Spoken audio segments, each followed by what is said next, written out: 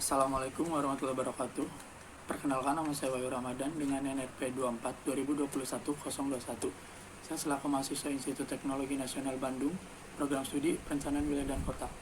Di sini saya ingin sedikit mereview materi mata kuliah Teknik Presentasi dan Komunikasi. Materinya adalah tulisan sebagai buah pemikiran. Prinsip-prinsip penting dalam menulis. Menulis sebagai sebuah bentuk tugas kuliah seringkali menjadi beban dan tantangan tersendiri bagi para mahasiswa. Sebelum berbicara secara lebih khusus mengenai berbagai bentuk tulisan yang biasa ditugaskan, alangkah baiknya para mahasiswa memahami sedikit mengenai klaim-klaim filosofis tentang menulis. Berikut ini disampaikan 4 klaim mengenai menulis yang merujuk pada apa yang disampaikan oleh Webb dan Duren pada tahun 2005. Pertama, menulis berarti mengonstruksi. Klaim ini mengatakan bahwa menulis bukan sekedar mengeluarkan ide atau pendapat secara bebas, melainkan proses mengomposisi, dalam kata lain, sebuah keterampilan untuk membuat atau membangun sesuatu. Dalam proses membangun ini, seorang penulis perlu melakukan kontrol terhadap beberapa hal utama, yakni argumen, struktur informasi, struktur teks, gaya bahasa, tata bahasa, dan teknik penulisan serta penyajiannya. Kedua, menulis melibatkan proses konstruksi yang berkelanjutan. Kebanyakan proses menulis, apapun jenis tulisannya, mengalami proses revisi secara berulang. Proses menulis yang diikuti kegiatan membaca hasil tulisan secara berulang menjadi suatu tahapan yang lumrah dalam melihat hal-hal yang masih memerlukan perbaikan, penekanan, dan penguatan dari segi makna, pilihan kata, gaya bahasa, atau aspek penulisan lainnya. Ketiga, menulis adalah cara berpikir. Dalam hal ini, menulis dipandang sebagai alat, seperti halnya berbagai bentuk diagram visual dan hasil perhitungan angka. Praktik berpikir dapat dilakukan dengan cara menulis. Menulis membantu penulis dalam mengorganisasikan ide ke dalam urutan atau sistematik tertentu yang tidak mudah dilakukan secara simultan dalam pikirannya. Karena itulah pikiran memerlukan alat untuk dapat muncul dan terefleksi.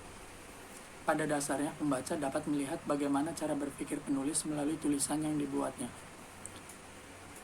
Keempat, menulis berbeda dengan berbicara. Saat berkomunikasi secara lisan, pendengar dapat menginterupsi pembicara untuk memberikan klarifikasi mengenai berbagai hal yang dibicarakan, sehingga pemahaman dapat berjalan lebih mudah, berbeda dengan komunikasi. Pembaca tidak dapat melakukan klarifikasi seperti yang dilakukan saat orang mendengarkan dan berbicara. Hal ini kemudian mengharuskan penulis untuk menyediakan semaksimal mungkin hal-hal yang menguatkan pemahaman pembacanya. Itulah mengapa menulis sifatnya cenderung lebih formal dan lebih terikat oleh banyak aturan. Lalu, bagaimana dengan esai sebagai salah satu karya tulis ilmiah? Secara sederhana, esai dapat dimaknai sebagai bentuk tulisan lepas yang lebih luas dari paragraf yang diarahkan untuk mengembangkan ide mengenai sebuah topik. Esai juga dianggap memiliki peranan penting dalam pendidikan di banyak negara untuk mendorong pengembangan diri mahasiswa. Hal ini didasarkan pada anggapan bahwa dengan menulis esai, mahasiswa mengungkapkan apa yang dipikirkan serta alasannya, dan mengikuti kerangka penyampaian yang selain memerlukan teknik, juga memerlukan kualitas personal, kemauan, serta kualitas pikiran.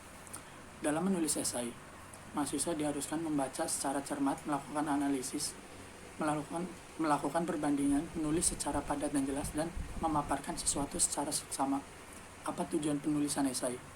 Di antara berbagai alasan mengapa penulisan esai seringkali diberikan, M. Klein dan Roth menyatakan bahwa esai dapat membuat mahasiswa belajar 3 hal penting, yakni bagaimana mengeksplorasi area kajian dan menyampaikan penilaian mengenai sebuah isu. Yang kedua, ada bagaimana merangkai argumen untuk mendukung penilaian tersebut berdasarkan pada nalar dan bukti. Dan yang ketiga, bagaimana menghasilkan esai yang menarik dan memiliki struktur koheren. Berikut sedikit materi yang saya sampaikan, kurang lebihnya mohon maaf. Wassalamualaikum warahmatullahi wabarakatuh.